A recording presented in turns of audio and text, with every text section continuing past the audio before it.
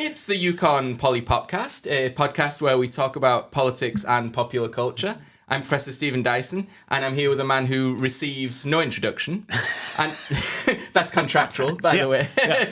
I'm here with Professor Jeffrey Ardudas, yes. PhD. Yeah. And Jeff, today we have a Munster one, a big one.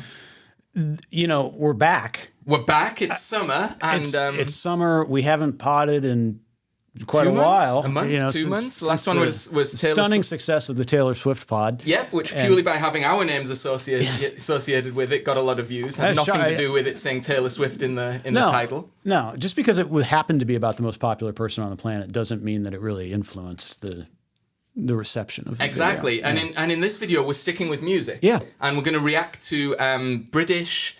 I was going to call them British indie rockers, and then I thought British art rockers. The Arctic Monkeys.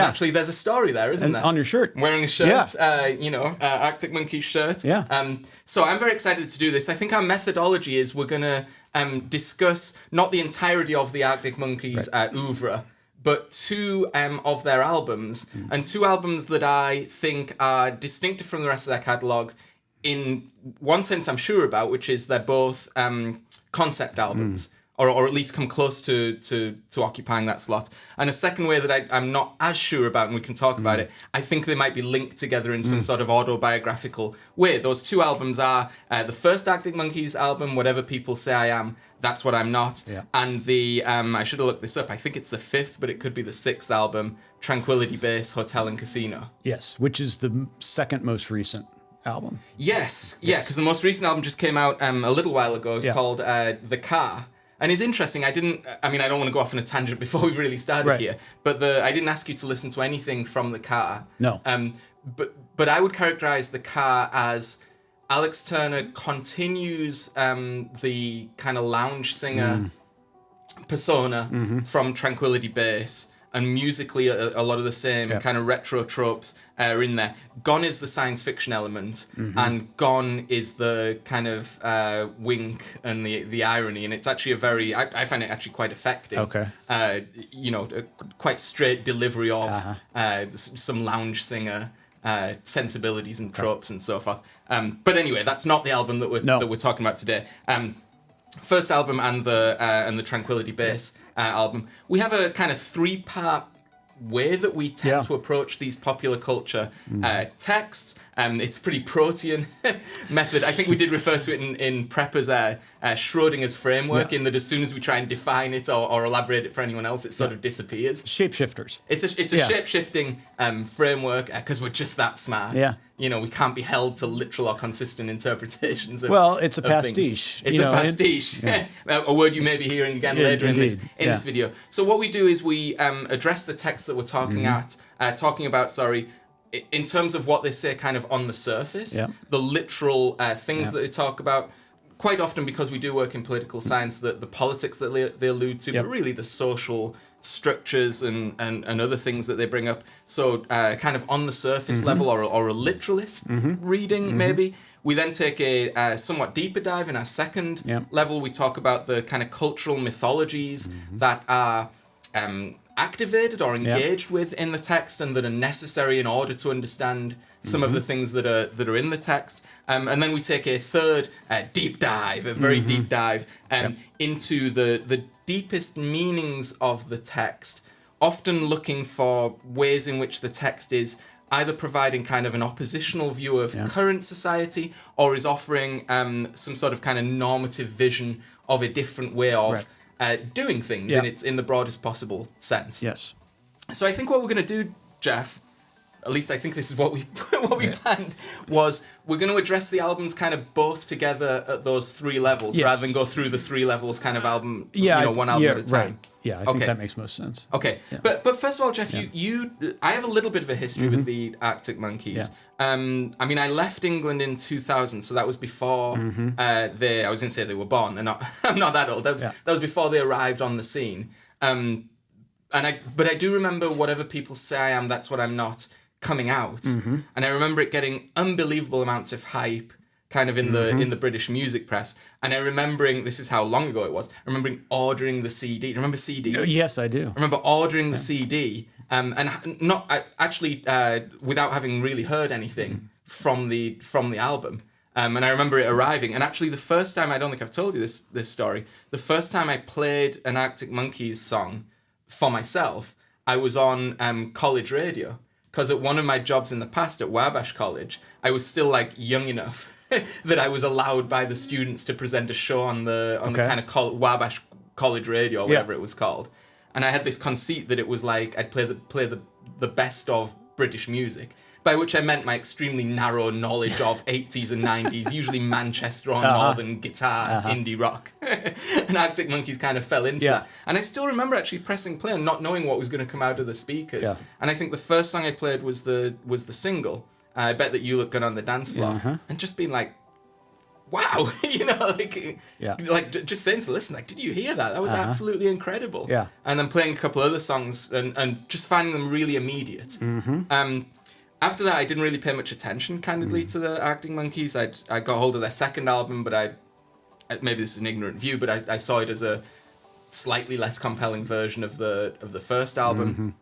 Then ignored them until I heard just randomly a song from their third album, and this was just a few months ago, called Cornerstone.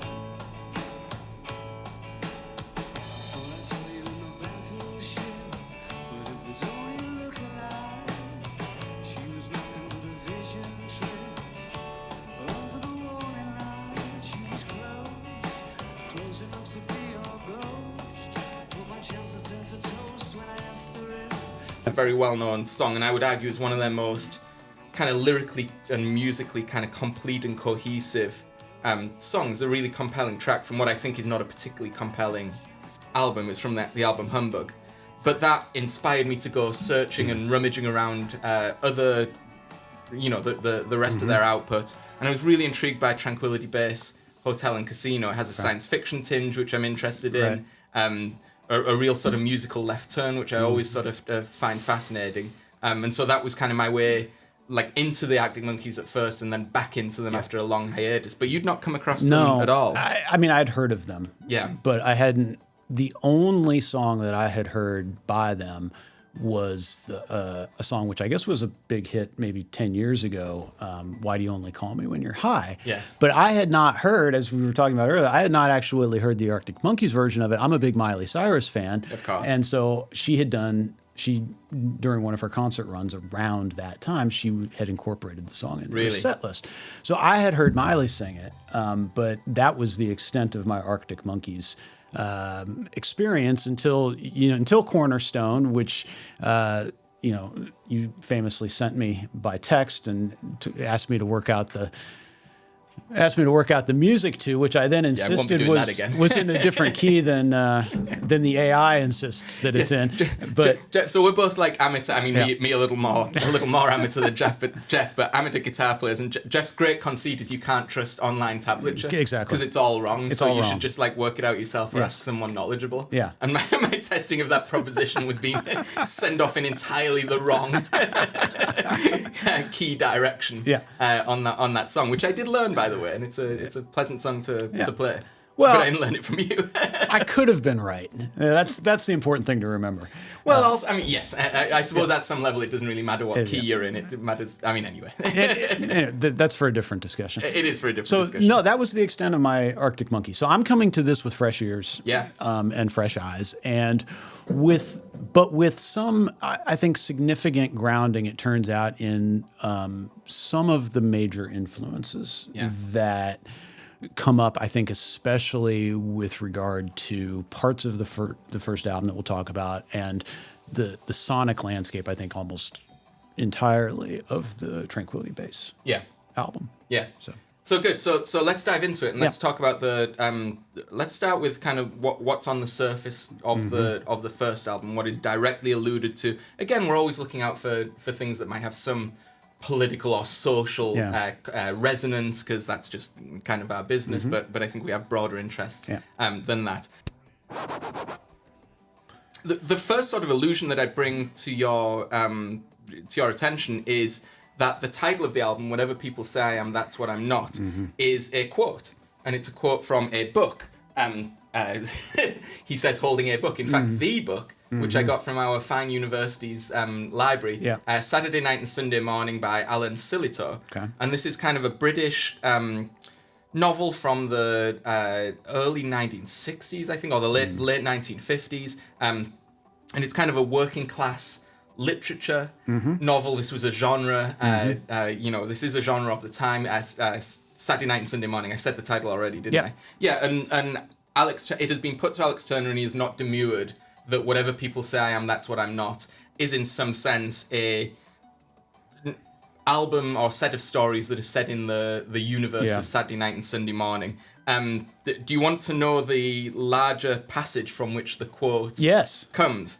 Okay. So, this is, the novel contains the major protagonist, who is Arthur, who is a 22-year-old kind of northern British working class chap, works in a metal factory, and at this point and he goes on kind of drunken adventures, which are quite sort of ribald on Saturday night, and then he doesn't repent actually on Sunday morning. He just again looks forward to the next Saturday night. And at this point in the story, Arthur has been called up for his annual compulsive military service, like military retraining, because this is like post-war Britain. All right. And Arthur is kind of annoyed at being sort of ordered around. He was nothing at all when people tried to tell him what he was. Not even his own name was enough, though it might be on his paybook. What am I, he wondered. A 6-foot pit prop that wants a pint of ale. That's what I am. And if any knowing bastard says that that's what I am, I'm a dynamite dealer, Sten gun seller, 100-ton tank trader, a capstan lathe operator, waiting to blow the army to kingdom come. I'm me and nobody else. And whatever people think I am or say I am, that's what I'm not, because they don't know a bloody thing about me. And so that's where it comes from. All right. And there is, I would say that it is too literal a reading of the connection between the book and the album to say that the album tells a story about Arthur. I think the narrators in the album are younger than 22. They're definitely not working. You're right. and they're not, in a way I think Arthur is, reconciled to remaining in the kind of working class place from which they've come. But there is, in the personage of Arthur and in some aspect of the book, kind of his his heavy drinking, his pursuit of women, and his sort of irreverent view towards authority. There are a lot of connections with the book. Yeah, and maybe we should talk about the conceit of the thematic conceit of that first album, right? Yeah. Which is it's pitched as at least in the first 2/3 of the album, it's pitched as a kind of night out. Right, and there's a very kind of stereotypical night out that takes place during a period of young adulthood, right? And it's absolutely and exclusively from a male point of view, and it's what we talked about a little bit yesterday when we were chatting. It's this kind of interregnum period in the life of a young male adult, right? In a working class or maybe upper working class area. And so, and then we get the last third of the album, which we'll talk about a little bit. But in that way, it is a kind of a story of Saturday night, these first 2/3, right? Or a stereotypical Saturday night. And so my sense is that what Alex Turner's sort of, the reason that he's connecting with that line from the novel is that, here's a stereotypical story of what the kind of young laddish culture does, right, at this time. And that is what I am, but it's also, I've got more of a critical distance on this. Yeah. Right. And I kind of understand the limits of this experience that we're having.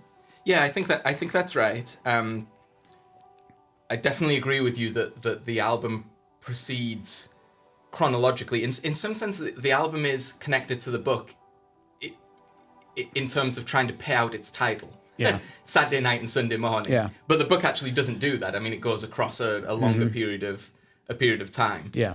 Whereas the album, I agree, moves chronologically from the anticipation of of a night out, and the first track, I bet that you look good on the dance floor. I had misread for a long time, and until we started doing the research for this video, I had assumed that was kind of jumping ahead to like watching someone on the dance floor. But it actually, if you look more closely, it's someone you see, a young woman that you see in another context. And actually, the artwork for the single had a girl dressed up as a kind of a checkout worker, you know, in a supermarket, kind of checking you out.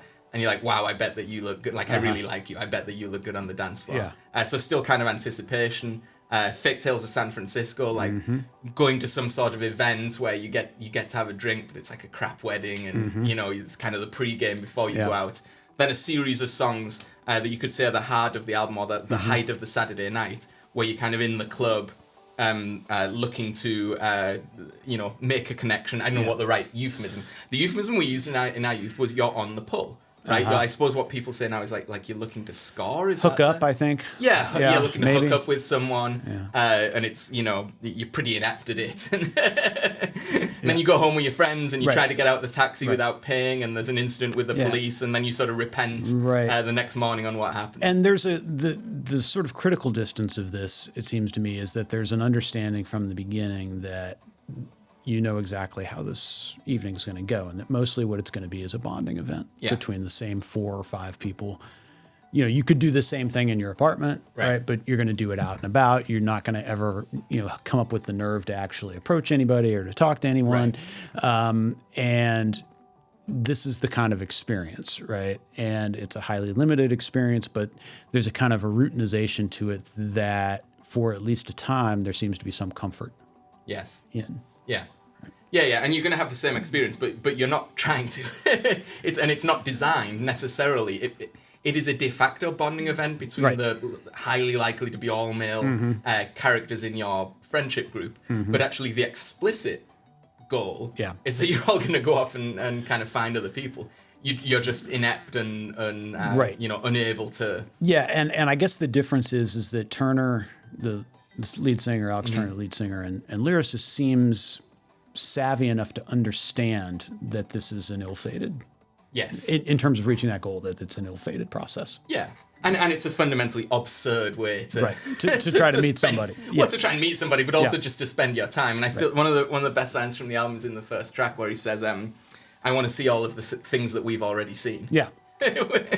Which is exactly what these nights out are. Let's go to the same pub, the only one where we can get in because we're all probably underage, and let's do the same like routinized activities, and then let's go to the same club to try and meet people. But not only are we young and inept, but this is a place that we've been told is where you go to do these things, but we're still so neophyte in the ways of these things, and still so kind of unformed in our tastes and preferences of who we would most naturally associate with, and therefore who we might actually have some authentic connection to or be attracted to, and have them attracted to us. That we end up going to the kind of god awful nightclub where they're they're playing the wrong music. And we had talked about this is, so on one hand, I think you're right. This is a highly specific rendition of a particular point in sort of northern British life. For a very particular demographic about which you know a lot of, and I'm sure you'll. Well, I feel. I mean, I should foot stomp that point before you tell me that it's wrong. It's not wrong. That I it's incomplete. I went into this imagining that I would have to explain this album to you. And the reason why I thought that is that it strikes me as so specific to my experience. You know, as someone from economically deprived part of from the northeast of England, and a working class community, who had those experiences at 16, 17, 18, going out with kind of rubbish fake IDs, sometimes getting past the bouncers, sometimes not getting past the bouncers.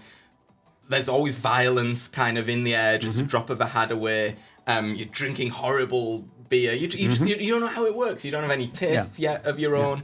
And it is pitched so exactly at that experience and nails every part of it, right down to the bit where you try and jump out of the taxi and run away to avoid paying for the ride and kind of fail because the doors sort of locked. I felt like that was a description of my life, and I assumed it was a very specific thing to kind of that age, and if not that part of the country where I'm from, then the country where I'm from. I assumed that the American experience would have been, I don't know what I thought it would be. It was different. You're not all Julian Casablancas, like getting on the guest list and, you come out of Central Perk and then go into say goodbye to Jennifer Aniston and then schlep into the Viper Club with Johnny Depp. Surprisingly, no. No? Yeah. So this was, so I think you're right that in the details here are finely and specifically wrought and very clearly tied to exactly what you're talking, northeastern English life. And maybe in a very particular time. Who knows if it's still I have no idea. Who knows? Yeah. But from the 90s and early part of the 21st century, this is an accurate rendition.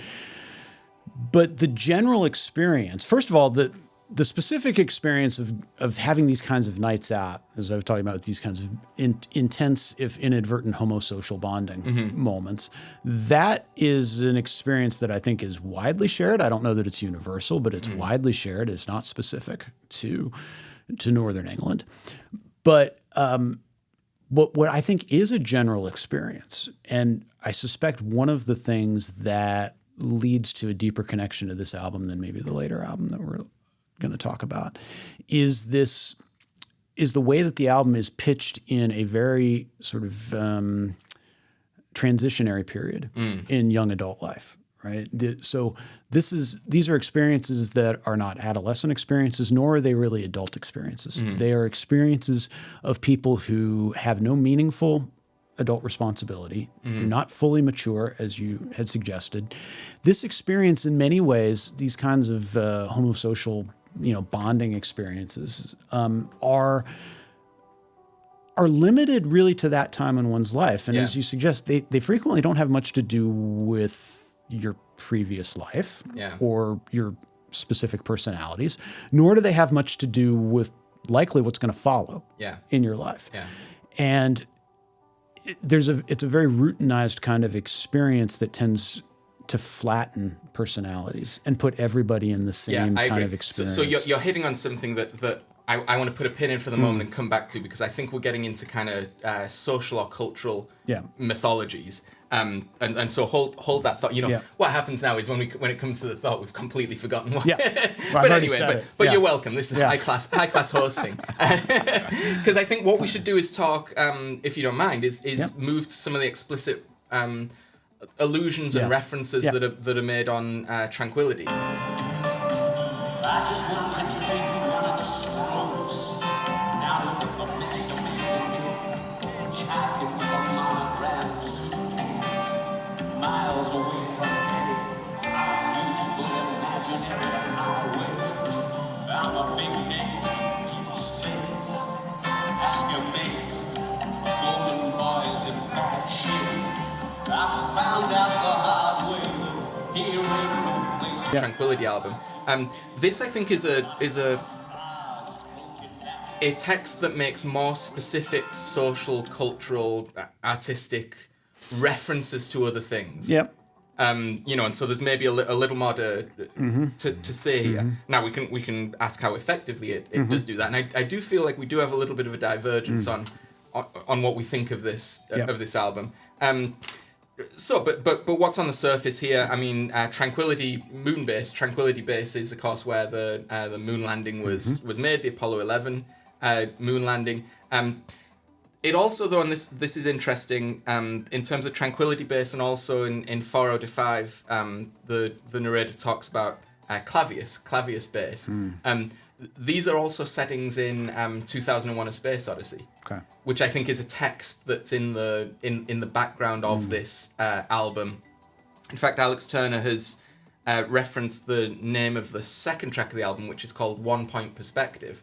And One Point Perspective is a cinematic technique that became very intimately associated with Stanley Kubrick. And a one point perspective is you kind of set the camera in the middle of the room, and you create almost perfect symmetry on both sides, and it's quite a wide shot, and the thing that you're interested in is in the center of the shot, and out to either side is is almost perfect symmetry. And apparently Wes Anderson does this in his highly designed kind of shots. And certainly in Kubrick's hand, a one-point perspective is, for reasons you can't quite place, actually quite unsettling. It has quite an eerie sort of effect. And Kubrick used it very famously in several places in 2001: A Space Odyssey, but the shot of Bowman in the kind of whatever it is at the end, the alien menagerie in the bed where he's aging, is a classic one-point perspective thing. And then rather crucially, the monolith is kind of at the foot of his bed. So that's a fairly explicit kind of allusion, and Invoking 2001 gets to the science fiction overtones of that album, right? It's not about the moon landing. It's about, we think, or at least on its surface, it's about a resort, and casino that's been built on the moon for getaways, and actually has over-ripened in some ways, has become gentrified, is the rather famous term. There are other allusions to science fiction texts that are in the album. Yep. Blade Runner is picked up. What do you mean you've never seen Blade Runner? Is one of the lyrics. Again, a very interesting set of considerations to bring into play, because Blade Runner is not just another science fiction film, to add to the general theme of the album, but is quite famously about the sort of authenticity of experience, and can you trust what's real, and is what you see real, which is, again, I think a theme that's wended through the album. 1984 is mentioned. There's some debate as to what the context is. I mean, is this really Orwell's 1984? I'm not convinced. I think that might be a playful one. Because he backs it up with a reference to 2019. So 2019 is when Blade Runner was set. Okay. So 1984, 2019 would be, 2019, it's Los Angeles 2019 is when Blade Runner is set. And Alex Turner's living in Los Angeles at this point. And it's almost 2019. So maybe there's that. The other thing I thought, so there's two other, it depends how far you want to take the importance of this invocation of a year. 1984 was mentioned on the first album.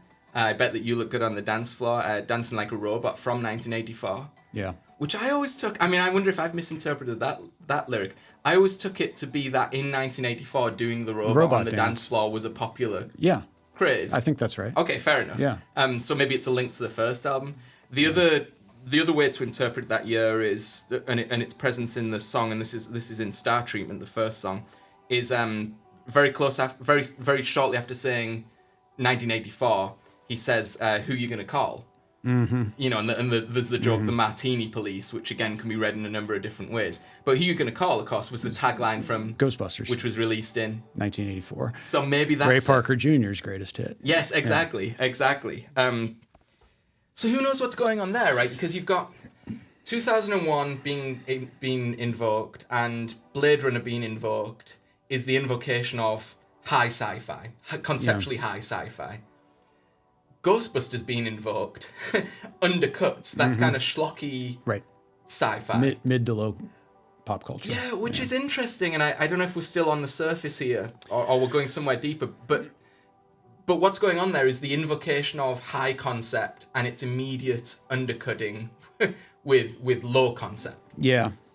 And the other thing that's happening that we shouldn't forget is we are talking about music here. Yeah. And there's right on the surface, one of if not the most immediate things that we receive from both of these albums are the radically different sonic atmospheres that they each create. Yeah. And with regard to Tranquility Hotel, it is a kind of an ethereal, highly orchestrated. There is the lounge music element, but again, when we talked about this a bit, and Alex Turner has mentioned this prominently in multiple interviews, is very much influenced by Pet Sounds by the Beach Boys. And Pet Sounds is a really critically important musical text in the history of popular music, because it is self-consciously Brian Wilson, is sort of auteur of the Beach Boys. It's very self-consciously his attempt to employ the recording studio as an instrument. in and of itself. And it's really the first time in the history of recorded popular music that you see that. It gives direct and immediate inspiration to the Beatles, who follow up Pet Sounds with their own attempts to use the studio as an instrument, most famously most immediately in Sgt. Pepper's, but then it really comes to fruition in the White Album and Abbey Road. And that's what we're getting here. Right? This is very clearly a sonic homage, it seems to me, to Pet Sounds. Right? It's highly orchestrated. There's a dense kind of wall of sound element to all of these tracks. And vocally and harmonically, you get a lot of really deeply layered kinds of things that point, as you suggest, to high pop. So you were talking about Pet Sounds as an influence on Tranquility Base. So does that mean to you Tranquility Base is like a high pop album? Yes, but interestingly, in the same way that the lyrical references both go high pop with regard to references to 2001 and 1984, and then undercut those references with kind of low pop, mid pop references with regard to Ghostbusters, the same thing happens, it seems to me, musically, because you've got on one hand this kind of very deeply layered sonic and orchestrated sonic atmosphere that is then undercut by the self-conscious adoption of this kind of burned out lounge singer and very languid vocal delivery from Alex Turner. Right, which is super interesting. And I wonder what's going on there. I mean, the generous or clever way, the way that would credit Alex Turner with maximal artistic sort of control would be that that's a very deliberate, that's really committing to the bit of the narrator, and his persona. And he's actually not a very good lounge singer. And so he brings that into the music itself. And that's very interesting and extremely confident and extremely brave and all the rest of it. Another way to think about it is Alex Turner is a young man from Northern England, and sort of culturally sincerity is difficult for people from that background. In particular, what am I trying to say? That being seen to take yourself too seriously is the number one kind of cultural crime. Yeah. And the notion of that boy in Sheffield in that nightclub drinking the £1 beer, nothing would make him be laughed at more by his mates than him putting on an artistic, pretension and talking about clever movies and writing clever songs. And the classic Northern English, and maybe it is again universal, way to undercut that or deflect that is you constantly do undercut it. You say, you might inadvertently say something deep or sincere or profound, and then you'd say, oh, but of course I'm only joking. Or it's like a load of... And it's also the way people showed affection. Yeah. Like for example, like I did it without even thinking at the start of this video where I say I'm here with Professor Jackie Judas, a man who receives no introduction. Now, I would never do that if I didn't feel warmly towards you. Yes. But I wonder also if I undercut my ability to say, I value you. I mean, even now I want to make a joke of it. I value you as a friend. Exactly. Yeah. Well, I wonder if there's not also some of this. I think this is connected in the American context. There's sort of the American small town context that is ironically probably the analog to this British working class experience that is more urban. Yeah. Right. There's a lot of, do you think you're better than us? Right.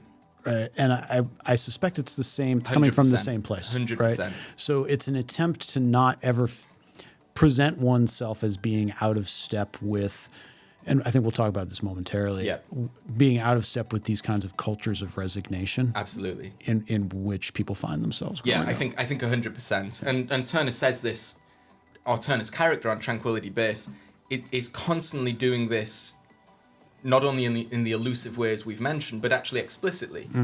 Bear with me, man, I lost my train of thought. Or I want to find a synonym that captures, I forget the exact lyric here, something profound yet says it simply. So I use the search engine. I have a fear that this song may end up being too clever for its own good. It's this constant kind of pushing out towards profundity and immediately recoiling lest you be kind of hit on the head. I mean, there's a lot of mixed metaphors there, but you see what I'm saying. Okay, last sort of explicit allusion I want to talk about that is made on Tranquility Base. Amusing Ourselves to Death, the Neil Postman kind of mid-80s what is it, like media studies, general intellectual worrying type book. Postman, Turner has said he was reading this book when he came up with the album, and he in the book, the phrase "the information action ratio" is a concept that is used. While since I've read this book, but it's the whole book is about being overwhelmed by the availability of media, and in particular like news media, and it's becoming kind of infotainment, and the ability to take sensible action is not enabled, but actually overwhelmed by this kind of gush of information and nonsense and all the rest of it. And I think that was the literal meaning. Alex Turner rather interestingly or charmingly uses it as the name of a taco shop on the roof of Tranquility Base Hotel and Casino in 4 out of 5. That's where it comes up. Which is as I recall, it's the sign of gentrification. Yes, right, the placement of the taqueria. Right, exactly. Which got well reviewed, but no one gives things 5 out of 5 because that would show a lack of critical discernment. Well, and you almost never see 4 out of 5, according to Alex Turner as well. It's unheard of. And so there is a little quote here from a Pitchfork interview with Alex Turner that I think is quite interesting and illustrates some of the themes we've been talking about. The question that was put to him about this concept in particular, information action ratio, or the referencing of this concept. Are you taking a bit of a critical stance as far as how we're lost in this overflow of information? And Turner responds, I don't think I am necessarily. If I was doing that, I'd probably try to lay it out a bit better, rather than just naming the taco shop on the roof after it. I just think it's interesting, something to look at. Yeah. This again is this kind of double, I'm not sure if it's a double move, if I'm using that phrase correctly, but that is... That's a very specific and well thought out allusion to drop into this record that is about, in some senses, technological anxiety. Right. And then it's quite sort of, what is the word, sly or elusive to then immediately say, no, it's just an interesting phrase. But one could also chalk that up to insecurity. Perhaps. On one hand, it's not committing to the courage of your convictions. Right. Being afraid to do that. Yeah. Being afraid that somebody might want to talk to you about that concept and you're maybe insecure that you don't quite understand it, or that you're not able to articulate it. And so you just kind of say, it's just something that I tossed in there. Don't overread it. Which is Alex Turner of the first album. Yeah. Right? That would be that persona. I suppose the more generous way of reading it would be no artist is going to, if you pick up on something like that, is going to say, you have literally nailed the exact meaning of that, and it has only one meaning, and you've got it right. Congratulations, Mr. Interviewer or Mrs. Interviewer, you've got to the nub of it. Yeah. I am, in fact, that easy to read and decode. They are going to, for all sorts of reasons, both to maintain sort of mystique, but also because artists are often don't want to impose a totalitarian reading of their work. They want to leave themselves open to audience interpretations. They're going to say something a bit deflecting or a bit ambiguous. Yes. I don't know which one it is. I think that's right. Yeah. But even that is undercut by this high specificity of the concept itself. Right. Yeah. Okay, very good. Okay, so I think we have done the on the surface. The surface has been bombarded by our analysis and is now a crittered pit of craters, much akin to the lunar. So this could be on the next album, I suppose. There might be ice in there. There might be. Who knows? Yeah. And I think we should move to the next level, which is our discussion of the mythologies that are embedded in these two texts.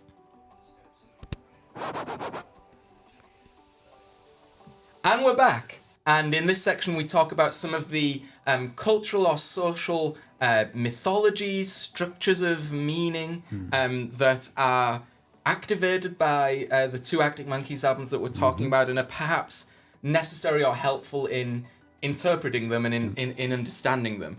So the first album, whatever people say I am, that's what I'm not. The key mythologies here, I think, are like the working class, and in particular the hedonism of the working class night out. Yeah. But also, I think we both detected a sort of shift to a different mythology or an extension of that mythology in maybe the last third of the album. I think it's a different aesthetic as well, musically, right? So famously, those first 2/3 of this album are pretty heavily indebted to the music of the Strokes. Yes. And It's a very specific, and in fact, I was reading an interview with Alex Turner where he said the songs were originally even more redolent of the Strokes, and they worked, to take some of those elements out. Yeah. I don't know how successfully they work to take those elements out, because these songs are highly reminiscent of these kinds of spiky, very riff-driven, pretty straightforward, kind of, rock stuff that the Strokes rehabilitated a bit in the early part of the 21st century. Yeah. And the Monkees were the right age. Yeah, so highly influenced by those albums, especially I think that first Strokes album, Is This It? And so the first 8 songs, really, up until the Red Light, right, which also thematically really capture the Saturday night elements of the storytelling, are very consistent with the Strokes aesthetic, right, musically. But it seems to me that the last third of the album is very different musically and very different thematically. And the beginning with Marty Bum, the music opens up a lot. Yeah, the chords are fuller, or the chords are played more. Chords are fuller. The riffs begin to disappear, and it's not riff-driven rock anymore. Yep. It is much more reminiscent, for me, of the 1990s American band Pavement, and in particular their album Crooked Rain, Crooked Rain. And aesthetically and musically, it sounds a lot more like Pavement than it does like the Strokes, or like any British analog of the time either. But at the same moment that the music is changing and becoming more open and kind of more textually layered, the themes of the thing are changing as well. And you're getting, I think, more of an outsider, detached perspective from Turner on life, on this kind of working class life. And it's not a kiss off necessarily to that life, but it is a clear attempt to transition out of this life, which is maybe it's definitely most obviously made on the final track, but the Vampires song is really interesting in this way too. Yeah, and I think that's true, both musically for sure, and definitely like thematically as well. And this is another part of the album that I can sort of very specifically relate to. I'd said that the album is not Alan Silito's Saturday Night and Sunday Morning, because the narrator in the album, which it's easy to assume is Alex Turner, and I think probably a lot of it is. You would think. And there are a lot of very specific references to like where they specifically live in Sheffield and so forth. The narrator of Saturday Night and Sunday Morning is older and is going to stay in that life forever. And Alex Turner and his bandmates, are younger, and Alex Turner's the son of teachers, of school teachers, as I was. And not to get too deep into like micro distinctions of British class politics, it puts you on a different life path to be the child of school teachers, which are essentially sort of, I don't know if you'd call them white collar jobs in the American context, than it does to be the children, and making no value judgments at all, but to be the children of manual workers, or a manual worker like Arthur is in Saturday Night and Sunday Morning. In that Alex Turner will have been in a context where his parents will have seen education as a way to I was going to say escape, and that's pejorative, but they will have seen it that way. Yep. Because mine did. As a way to escape the area where there probably aren't the opportunities that that they would want for that child, and he would also be attuned to a wider world than the locale. And as I said, my parents were teachers too, and there was no possibility that I was going to be allowed, even had I wanted to stay in the area where I was having these kind of nightclub experiences and so forth. Because I was going to go to university, and that is the classic way in which you move from the community of birth. And once you've done that, you very rarely go back. Right.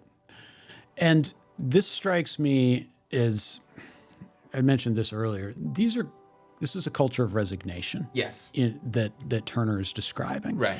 And he has been brought up to hopefully to live in the culture of aspiration, right? And they're very different types of places. And I think musically within the album, this comes across most clearly in the Vampires song, right? In which there's this constant sense of don't bother to aspire to your dreams, right? Because you're going to fail and then you're going to be back here. And so all you're going to end up doing is just breaking your own heart. Yes. And you should just accept, right? You should resign yourself to the outcome, to the fate that you inherit by being a part of this culture. And it creates these very lowered set of expectations, right? It really puts a horizon on what is considered to be possible. And Turner is pushing against, I mean, the last third of the album is pushing hard against those expectations. And that is, again, an experience, a kind of culture, that distinction between cultures of resignation and cultures of aspiration that is not limited, again, to Northern England. Yeah. Right? And there are a lot of places like this. I grew up in a similar culture myself with the similar kinds of expectations that was not going to be where I lived. Right. And that was, and also a high commitment to education as the path of aspiration. So it's very interesting, it seems to me, that the album does a really interesting job of embedding us as listeners into this experience, into a very particular kind of culture, into a very particular place in which expectations are low, and there's a kind of a social pressure to keep them low, right? Because the worst thing you could do would be aspire to something different than that. Yeah. Right. But it also then rebels against, or at least pushes hard against, those expectations and against that culture. And, for the Arctic Monkeys, music is that's the ladder of aspiration. Right. It's not going to be available to many, but it is available to them. I was going to say, whereas the tragedy of the cultures that are, for a variety of reasons, suspicious of education as a path out, is it's actually an astonishingly reliable, and widely available path out. Right. If that is your wish and kind of desire. It is not unreasonable for someone to say to you, you're probably not going to be a rock star. Right. Because you're not going to be a rock star. Right. And what's interesting is that Turner seems to be confessing to feeling the same pressure. Yeah. To not aspire. Right. In the world of music that people would get in the world of education. Yeah. Right. And that does strike me as interesting because, at least where I grew up, that kind of being a rock star would have been seen as an acceptable way to get out of the community. Oh, I see. Along with being like an athlete. Yes. Right? A sports or star. winning the lottery. Right. Because in a sense, yeah. these are acceptable because they're sort of extraordinary, almost miracle things exactly. that no one else could be expected to do. Right. Because they're not achievable. They're just things that happen randomly to odd people, and God bless them. Yes. Yeah, I think that's true. Whereas Alex Turner is, as you're right, has been imbued with this culture of aspiration. Yeah. Why do you all talk a big game and none of you actually go out and do the things? These things are actually possible to do, and you might as well try, because what's really around here. Right. In any case, and I think you're right. I was going to say, I see that explicitly in Vampires and in a certain romance, and we'll come back to that song. And then I was wondering, does When the Sun Goes Down and From the Ritz to the Rubble, does that fit into it? But actually, it does in a sense, because they're both detached. Yeah. Commentaries on the situation rather than participation in the situation. The narrator in When the Sun Goes Down is not.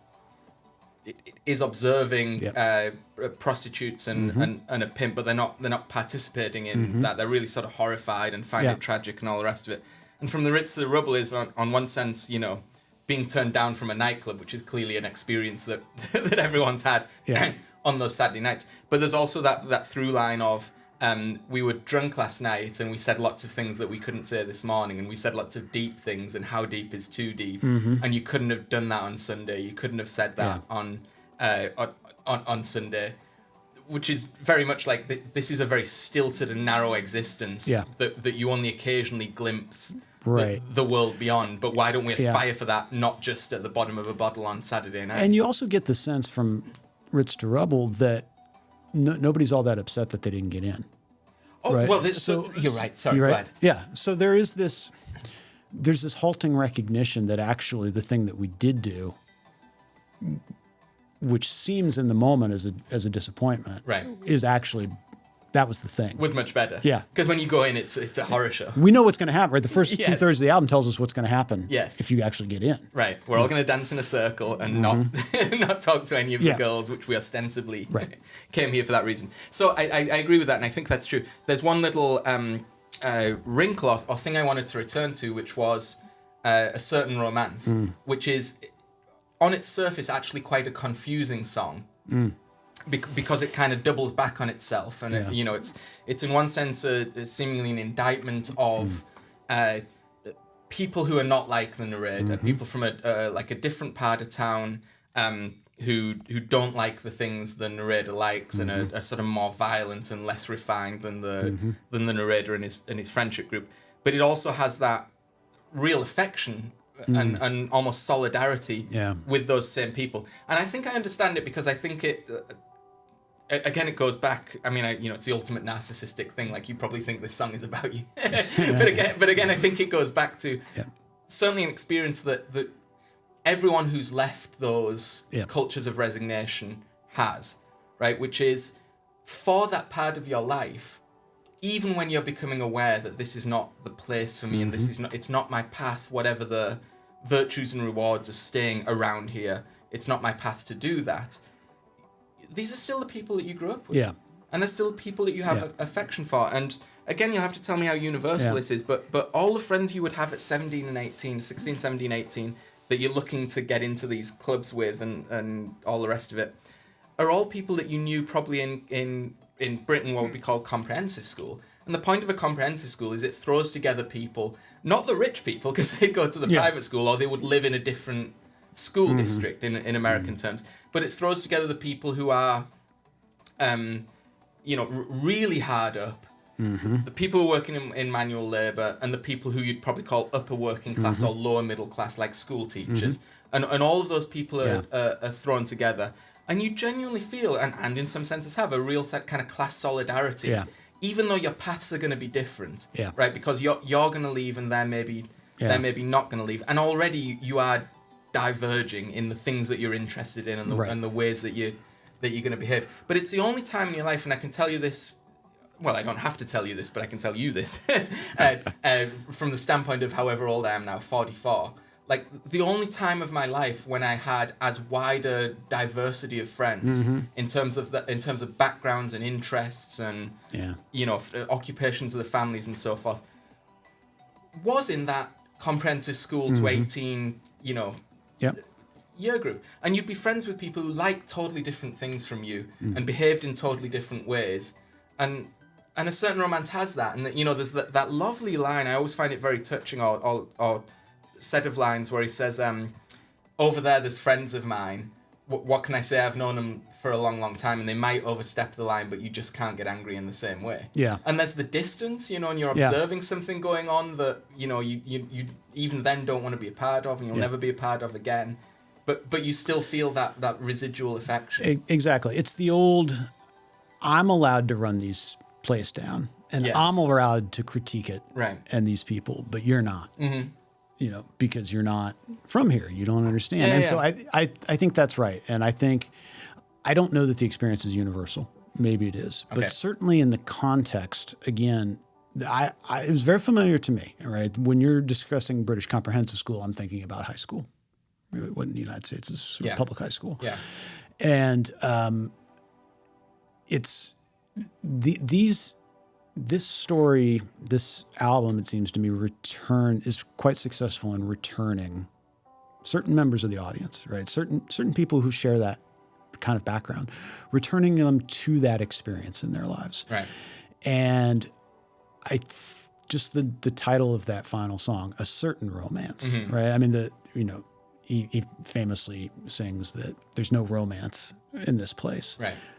But the title of the song is there's a certain romance. There's a certain way in which these kinds of places and these kinds of people continue to reside at some point in the back of your mind. Some part of your emotional life remains available to be ticked or pricked, right? Yeah. With certain catalysts, but, and you find yourself returned to these places, and you end up thinking, I'm allowed, as I say, I'm allowed to criticize this place, and I'm allowed to criticize these people, but you're not.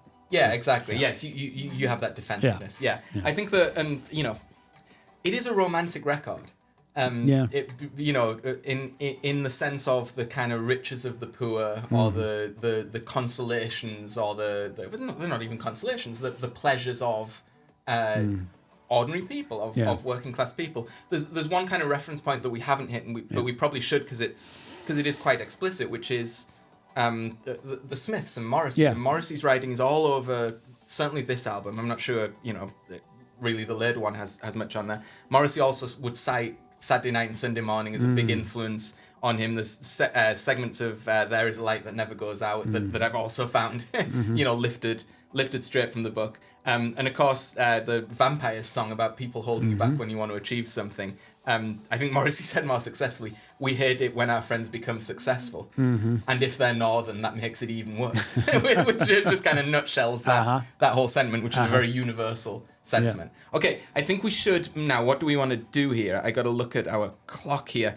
We need to take a brief break, but we need to come back. We haven't quite finished Mythologies. We need to address those that are embedded in Tranquility base. Indeed. Okay. And we're back, and we're going to talk in this section about the mythological structures or ideas that are alluded to or embedded in Tranquility Base Hotel and Casino. I think there's several. Yeah. And one question we might think about with this album is, how well do they hang together, or why are there so many? Yeah. But I detect a few. There's definitely like a 70s nostalgia thing going on, I would say, like in the music. Maybe I'm actually affected by the videos as well, and the sort of general aesthetic. You didn't get the 70s nostalgia? I mean, at one point, the narrator says in Star Treatment, I like rocket ship grease down my hands. No, it's at the point, the line I'm going for is, like I hit it too hard in the 70s or something like that. Yeah, I guess there might be a little nostalgia for the 70s, or maybe it's just, rather than nostalgia, it's just kind of an attempt to embed in a kind of 1970s aesthetic, particularly that's a better word. 70s aesthetic is better than nostalgia. You're right. Particularly the kind of the residency craze that takes place for aging musicians, which is pioneered with Elvis, and Elvis's kind of impresario, or his mind control agent, right? The Colonel Tom Parker, right, who gets Elvis off the road and kind of entrenched in this Vegas residency, which becomes the low point of Elvis's career, right? And sort of an icon for decadency. But then it starts this trend that we see, going on for a long time, right? If you ever go to Las Vegas, I've not been there in years and years, but there's always some aged yet inexplicably popular act who is doing a full-time residency in Vegas, and who is advertised in a way that makes them seem as though they are the height of pop culture still. Yeah. And so I think maybe there's an illusion. Yeah, and there's definitely so I had them as separate mythologies. There's like the 70s, aesthetic, which I thought I heard musically. It's definitely in the aesthetic of the videos and the way Alex Turner was dressing and so forth. Then had the notion of, oh my goodness, your microphone is falling down there. It's minor pitch stuff, groaning under the weight of my profundity. It absolutely is. So you're going to perform some running repairs there.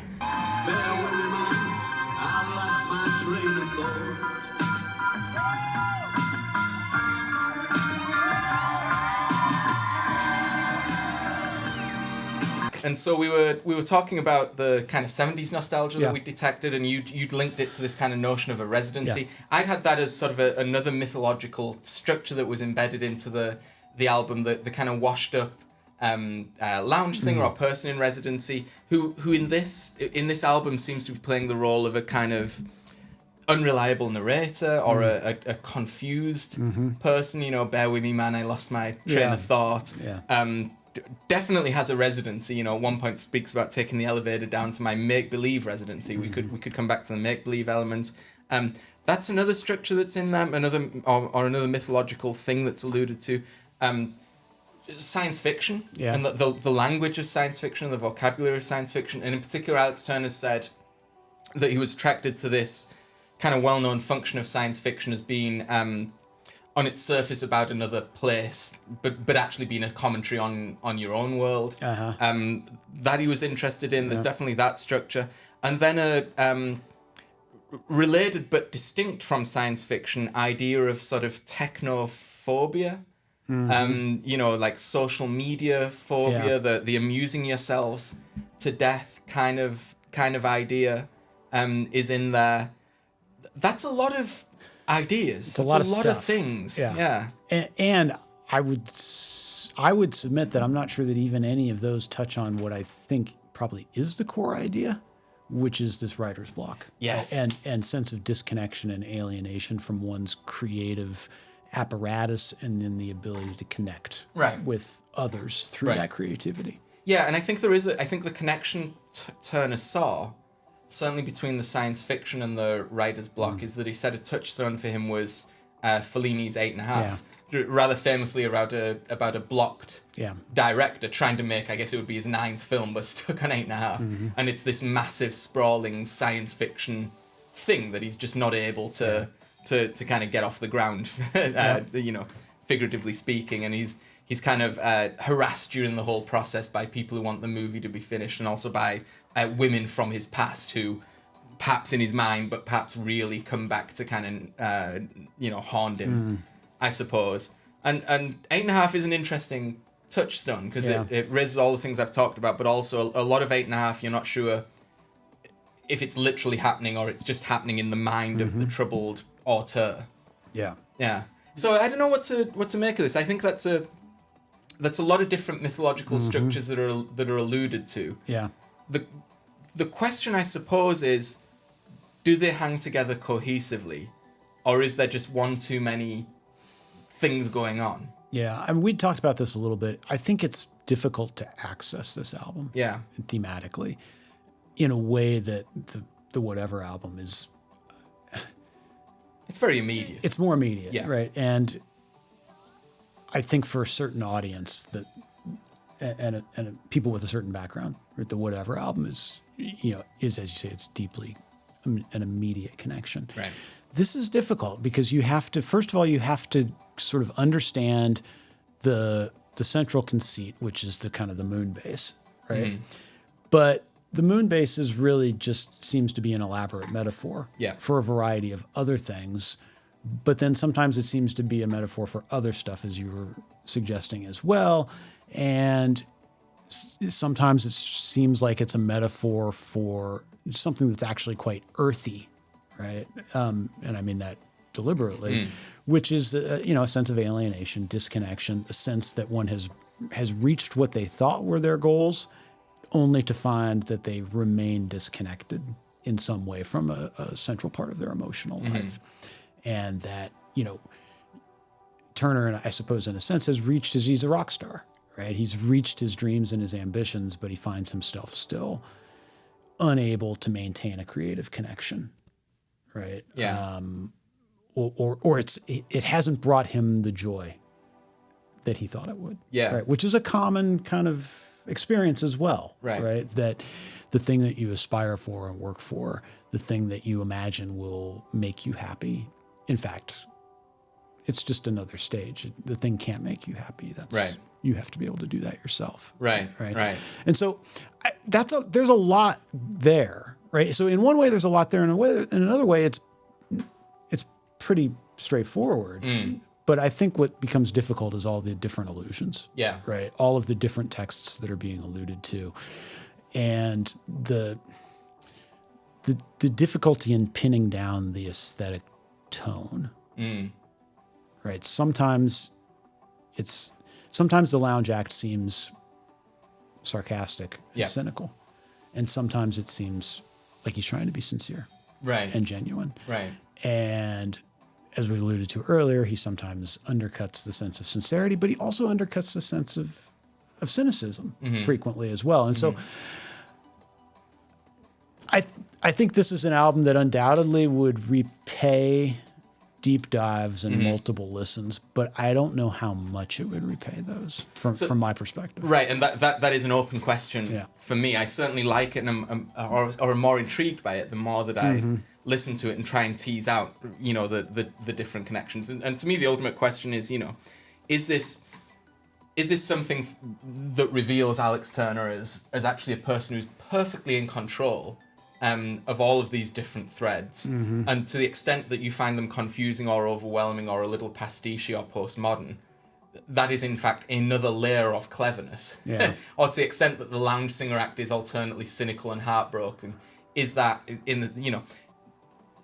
is that actually him performing an actorly role and putting the unreliable narrator, the cynical old man lounge singer, who's also still like capable of great sincerity or great outpourings of emotion, that's not actually Alex Turner, that's a character Alex Turner's playing in the album, and it's just an act of supreme artistic confidence to allow the possibility that he's out of control of all of these analogies and metaphors and allusions and so forth. Because the lounge singer himself is bewildered, is confused, has found himself in a ridiculous situation in this residency and this ridiculous place, right? But is still a person of great talent. Is still a person of great talent and still has a purpose. Right? This is what it's not clear to me that there's much sense of purpose in the character that Turner is inhabiting here.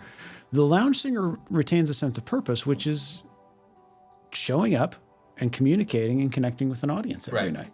Right. It may not be the audience that you dreamed of, but they're still coming to see you. Right? At least some of them are. I mean, he says at one point, I've played to empty rooms like this before. Sure. So, I don't know if it's a failed experiment, or if it's so meta that it would reveal his genius over time. What do they call it? Galaxy brain? Yeah.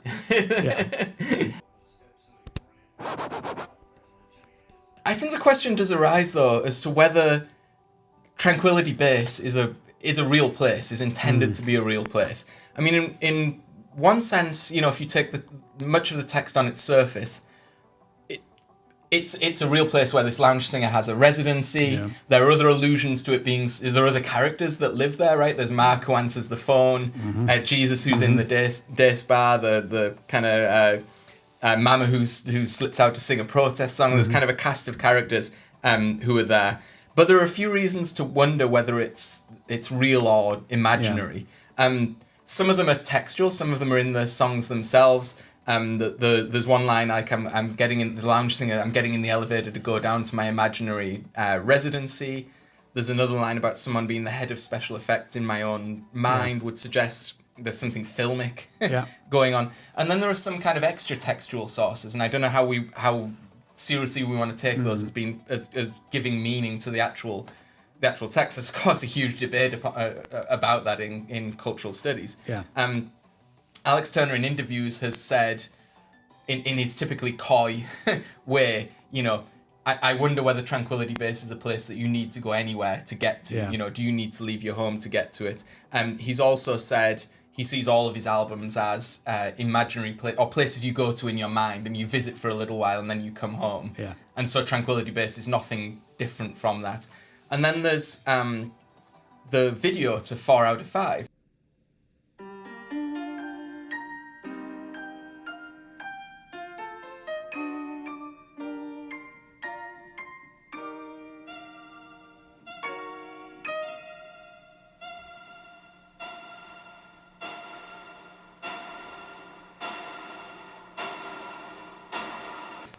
Which I sent to you, which to me anyway reads as Alex Turner's character capturing things on film, and he's carrying around again a very 70s looking video camera, but he's capturing quite vivid experiences on film that are quite strange and disconnected and almost surreal. And he's also tooling around the Tranquility base, capturing various scenes and elements. And there's one shot in the video where he's looking at a bank of television screens, and it printed on it somewhere is like virtual media package or virtual experience package or something like that. And that put me in mind, especially as there's an allusion to Blade Runner. Yeah. And of course, one of the conceits in Blade Runner is that the replicants have artificial experiences implanted in them to help with like personality stability, but they're not real, and they really have trouble knowing what really happened to them and what didn't. And that's actually literalized in the sequel, Blade Runner 2019, where Harrison Ford's character's daughter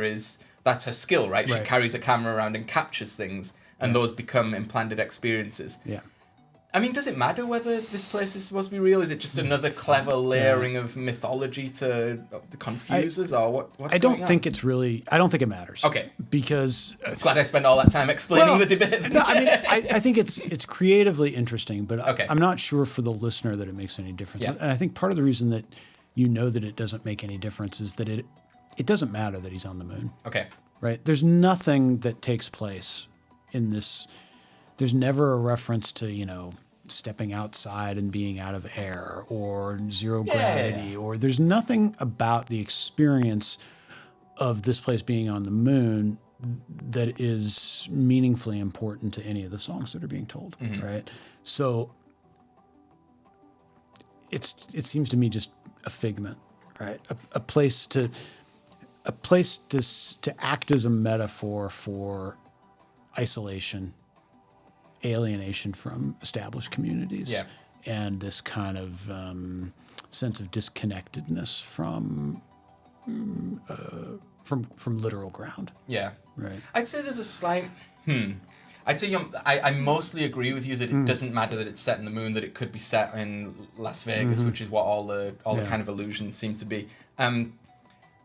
There are some lines in I think 4 out of 5 that allude to not only the gentrification of Tranquility and cute little places keep on popping up, but cute little places keep on popping up since the Exodus, which just sort of suggests, I suppose, there's been some sort of catastrophe on Earth, and I suppose if it's a literal story that people are moving up to the moon because it's so horrible on Earth now. But again, is that thematically important through the rest of them? I mean, it fits into what I guess we could have said is another mythological structure that's lurking beneath the surface of Tranquility Base, which is the kind of high panic and sense that things were going horribly wrong in 2018. Yeah. Right. So this is after the Trump election. After Brexit. Well, and this is the other thing. And at one point, the narrator says, "I want my money back because my virtual reality mask is stuck on Parliament Brawl." Which is what British politics was like for years after Brexit, right? It's just a big parliamentary fight, which would tie into that anxiety and that sense that everything was falling apart. Yeah, and maybe it had advanced to a much worse stage. Yeah, I don't know if this is an important line of thought. Yeah, I'm sure it's all connected somehow, but again, it goes back to the issue of is there too much here? Yeah. And is it more just a collection of something? We talked about this. Sometimes I get the sense that he's come up with a clever line or two and then tossed them in. Yeah. And it's not always clear that those clever lines connect to one another. Right. And a text that hovers in the background and that Turner had referenced, and I don't think we've spoken about yet, is Infinite Jest by David Foster Wallace, which he'd said along with Postman's Amusing Ourselves to Death was something that he read about and thought about when he was writing Tranquility Base, and that it's a long time since I read the David Foster Wallace text, and it took a long time to read. From what I remember, it's famously sort of hugely long and incredibly dense and confusing, but was regarded as a sort of masterwork of pastiche and postmodernism. And again, as I remember, there was some sort of ecological catastrophes were going on in that book, although it wasn't always clear what was going on. Right. And also a lot of troubled interiority, and also a lot of themes and ideas thrown out, and it wasn't 100% clear how they kind of all fit together. Yeah. I mean, in a sense, he's done that on the album. I mean, the question is, what is your tolerance and appreciation for that style of thing? The other thing that I think is very interesting, and I'm going to shut up about this, and we're going to move on to our final section of critique, is in the same way as there's a like 70s nostalgia aesthetic and maybe even a 60s nostalgia aesthetic for some of the music, and there's I'm not sure I quite said this before. Part of the 70s nostalgia aesthetic is 70s views of the future. Yeah. So the science fictional stuff is all 70s style, what we imagined the moon base would be like, and so forth. In addition to that, as a nostalgic aesthetic, drawing on Postman and David Foster Wallace, as reference points, is sort of an 80s, 90s nostalgia for a strain of media studies and actual art. Literature and artistic literature that was very tied up with postmodernism and pastiche, and the way to get at the truth was to only see it in a kind of shattered mirror. Perspectival. Yeah, which is interesting, because I'm not sure how current that still is as a trend in both art and criticism, or how current it was as of 2018. Yeah, I think that's a good point. Yeah, it's jarring to think of that as nostalgic. Yeah, right? It's jarring to think of being nostalgic for the postmodern moment, which is famously anti-nostalgic. Yeah, itself. But we experience as like the wave of the future of intellectual thought. Right. I guess we're just old. Or we're just old. Yeah. Where's your monogrammed suitcase and your make-believe residence? At least he has a make-believe residency. Well, but even the reference to hitchhiking. Yeah. Like that doesn't really take place. Like that is very much a 1970s and early 1980s reference, at least in the United States. Right. No. Yeah. No, I think that's true. All right. Do you want to move on to our final section of critique? Yes. All right. We will be right back. And we're back with our final section, where we take a deep dive in a section we call critique. And we try to look at what sort of commentary the text that we're looking at is making, maybe about established power structures or ways of doing things. We sometimes take an oppositional reading to the text and point out ways in which maybe it's problematic, in ways that it might not be conscious of being problematic. Or we try and think about, is this offering a normatively different way of doing things, way of living, kind of set of social structures. We haven't talked a lot about gender politics, and I think we should. Yep. And it's very obvious. I mean, you'd actually just off camera made a point about Tranquility Base we should come back to. It's very obvious with the first album. Yep. Right? This is an album about young men out on the town at a testosterone-fueled age, whose ostensible goal is to pick up women being judged for their aesthetic appearance and to have casual sex. Yep. Now, that's very problematic, right? I have always wondered if the out for that album, to a charge which would be that is a classic kind of set of misogynistic considerations, if the out is that the album is not about the embracing or endorsement of that kind of point of view, but it's actually admittedly from within, a dissection of how rubbish and unsatisfying that is, but also that the objectification of women is coming not from a position of dominance and power, but from a position of ineptitude and fumbling helplessness, and is not acted upon in any way. Right. It's thoughts, not actions. I mean, is that just a weak kind of defense for this? The issue, it seems to me, is that you get nothing. The issue with the first album is by presenting women as nothing but objects of desire, which is, to the extent that they appear, that's how they appear, is that it just kind of, it fuels the notion that at least nominally the conquering of the object is the key. Yeah. Right? And that is somehow the path towards meaning. Right. And so to the extent that this is an album about frustration and desperation, the fact that frustration and desperation is so locked up with a narrative of conquest and dominance does strike me as problematic. Yeah. and in a way that I'm not sure that Turner gets to get out of by advertising his ineptitude. Yeah, or I'm just young. Yeah. Yeah. So, but I also wonder, right, if there's another problem with that, which is, and let's talk about Tranquility Base. Also a deeply male point of view. In fact, is there ever a point at which a woman is referenced? So there is Mama in the day spa popping out to sing a protest song. Okay. And is she getting a hair done as well? I mean, this is not a great sort of. There's the line. There's the song. She looks like fun.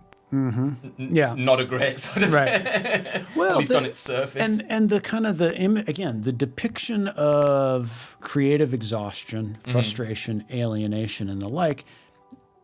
It strikes me as meaningful that the image that's been chosen is this kind of washed up residency lounge singer type. And, so famously, as we've alluded to, that is on one hand all about the original Las Vegas residency, which is Elvis, right? Yes. And Elvis is kind of manipulated into that contract by his overbearing manager, Colonel Tom Parker, because it's going to make a ton of money for Colonel Tom Parker. Yeah. But this is the period of Elvis in which he's drugged out, he's massively overweight. As a creative force, he's completely spent, and there's nothing that's vital. And it's jarring when talking about Elvis because the early Elvis is such a potent masculine symbol, right? And so what you're getting at the end is, a guy who's pretty out of, testosterone, right? That he's pretty much done. So there's it's easy, I think, to fall into this linkage of an aged and spent creative force as one who has also lost their ability to exert meaningful testosterone. Yeah. Or to be driven by testosterone, which is linked to, conquest. Right? Well, and the residency is in that sense a domestication. It's a domestication. Right. And it's also meaningful that the successful examples of Las Vegas residency that we have all tend to be women. Nowadays. Yeah. Over the last 30 years, probably. Right. So Celine Dion's residency was famously incredibly successful and made a ton of money. And then there was the Britney Spears residency, right? And so, again, there are these kinds of, I don't think it's intentional, but I think it's meaningful that Turner has chosen as the symbol of the loss of creativity, of the spent creative force, has chosen a symbol that is so easily kind of linked with the loss of masculine power. And so I think there's a way of reading these two albums next to each other in which, right, the male point of view is so overpoweringly present that you kind of end up marginalizing, and you marginalize women or you just objectify them, right? One way or another, these are not depictions of a mature and adult life in which men have responsibilities to others. So I guess that's how I would start to think about some of those things. I don't know that's really how that interesting. strikes you. Well, to the extent that I connect with the first album as a narration of a very specific experience, a personal set of experiences, I guess I never thought we were behaving in misogynistic ways, but you never do, and we objectively were. Yep. We definitely never felt we had the power. If there was a gendered set of relationships that were going on in those nightclubs. Right. For example, it didn't feel as a 17-year-old that I was in a particularly powerful circumstance. No, and I would draw the contrast here, and it's something we haven't mentioned, to the kind of lyrical project or the aesthetic of Julian Casablancas in the Strokes, and this is why I'm perhaps hesitating to indict Alex Turner, while not at all saying that it would be unreasonable to indict that record for misogyny, in this specific instance. It always seemed to me that Alex Turner's Night Out, or we should always say that Alex Turner's character in whatever people say I am, that's what I'm not, is sort of shy, bumbling, unsuccessful when it comes to whatever the stated goals are towards women, which of course are not the right goals, but they're the goals that some 16 and maybe many 16 and 17-year-old lads have. If you go to Julian to I Just Wanted to Be One of the Strokes, and you go to Julian Casablancas and some of the inspiration here, I would say that's a lot more problematic because the Strokes, like the first album in particular, which was the one that would have inspired the Arctic Monkeys, is the story as I always heard it of louch, libertine, rich, extremely good looking and self-confident New York City guys whose major problems, the problem of the narrator in the Arctic Monkeys' first album is some of the guy came along and paid for the girl's Tropical Breeze, which is a crappy drink that, and stole her away from me, right? The problem Julian Casablancas' character faces in Is This It is in the threesome, one of the women was annoyed that I didn't give her enough attention. Or how do I get out of the apartment without waking the woman up so I can disappear often? Right. And that seems to me that is presented as a much more relaxed and successful way to be. It seems to me much more deeply misogynist, or much less sympathetic, right? It's hard to sympathize. I mean, there's differently problematic. Fair enough. Right? Yeah. So yeah, those would be kind of my thoughts on it. Then I mean, you're right. There is no female presence in the world of the washed up lounge singer. Well, it also, I think, it raises the question of to what extent are these, we've been talking about these culture of resignation and culture of aspiration. To what extent is the culture of resignation a kind of offering also a deeply gendered vision of what counts as possible, what counts as appropriate, and to what extent is that part of the story about why you have such limited opportunities in these places? Right? And that's probably something that we could spend a lifetime talking about. I think so. And we should just briefly, I mean, I just want to bring up briefly again Saturday Night and Sunday Morning, which lurks in the background of the first album in particular. I mean, this is a story, of the working class in the 50s and early 60s, and it's not only misogynistic in the terms we've been discussing, but like domestic violence is just a factor, just an uncommented on fact of life. And actually, the character you're supposed to identify with is quite open in saying, well, if she does that, I'll give her 2 black eyes, and then she'll, and it's just an absolutely accepted normal part of kind of working class existence. Yeah.